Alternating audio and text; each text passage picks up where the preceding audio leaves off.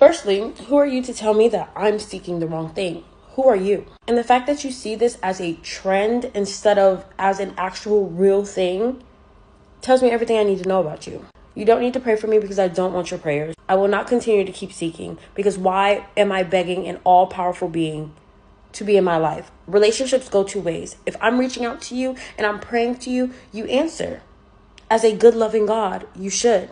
And in your last comment, you said, oh, I didn't give him enough time. How much time does an omnipotent, all-present, all-powerful God need to respond to a prayer?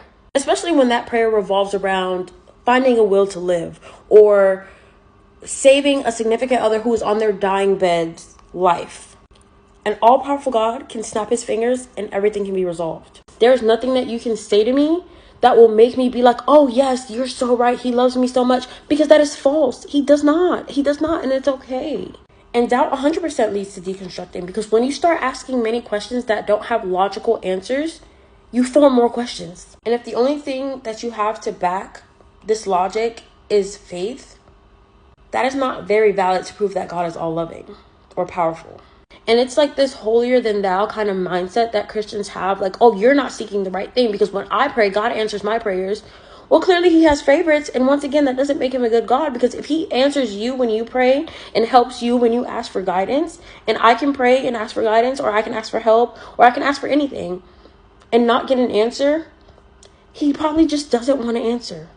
And that's on him, not on me. At the end of the day, even if he randomly decided to reach out to me or try to speak to me or communicate with me, I no longer want that relationship because I see him for who he truly is. Any all-powerful, all-loving being would not be able to allow a world like this to exist. Free will does not matter because he has the power to give us free will without evil. The fact that I can be hurt, I can be on my dying bed, I can be sick, I can be just depressed, and he can watch all of that happen and not intervene, tells me everything I need to know. The fact that there are homeless people, people with cancer, children being abused that are praying and reaching out to him on a daily basis, and he decides that it's not time for him to intervene, or he can't intervene because of free will, you're not all powerful or you're not all loving. It's one or the other, or maybe both. Regardless, I don't want to worship a being that is okay with seeing a world like this and not doing anything about it when you have the power to. Operating on your time, knowing that so many people's lives are being ruined, so many people's mental health are in the trash, and so many people are taking their own life,